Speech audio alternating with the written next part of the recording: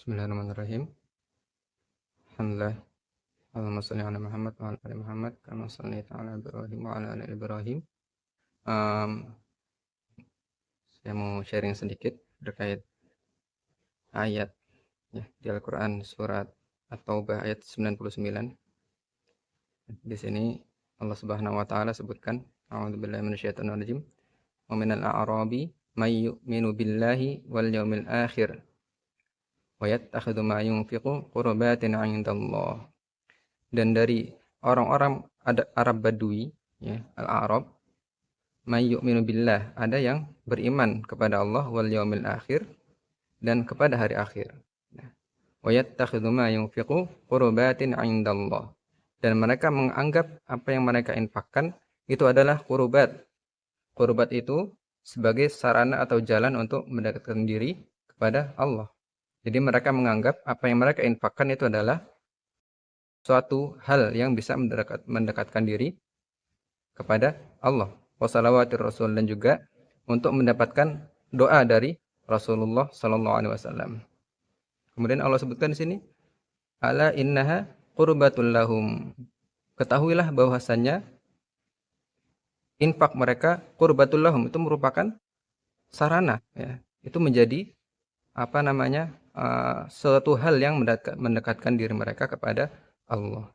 Nah, dan di sini ulama menyebutkan dalam tafsirnya ini merupakan kesaksian Allah. Jadi ketika ada orang menjadikan apa yang mereka infakkan itu mereka niatkan sebagai suatu sarana untuk mendekatkan diri kepada Allah, maka Allah bersaksi infak mereka itu akan menjadi hal yang mendekatkan diri mereka kepada Allah, seperti itu.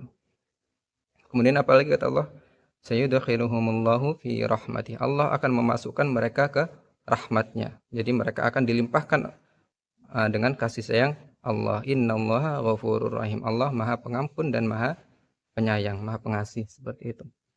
Nah, ini bisa kita tadabburi di sini bahwasannya mungkin banyak juga, nggak sedikit juga yang kita berinfak itu untuk agar dapat rezeki lebih banyak lagi. Dan itu memang suatu fakta.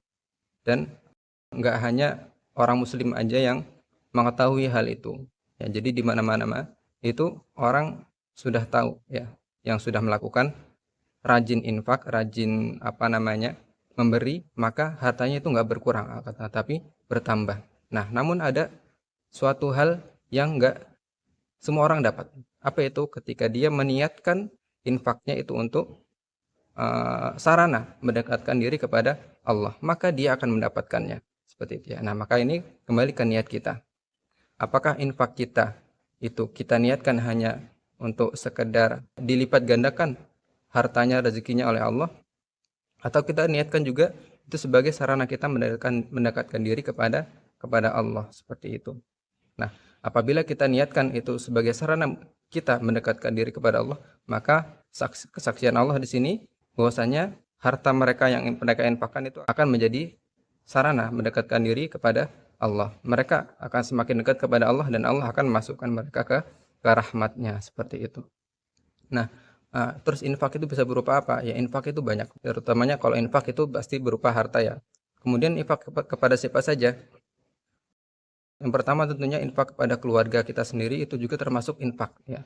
Dan itu yang pahalanya paling besar. Jadi yang suatu yang wajib itu yang mendapat pahala paling besar kepada keluarga, kemudian kepada di jalan Allah ya.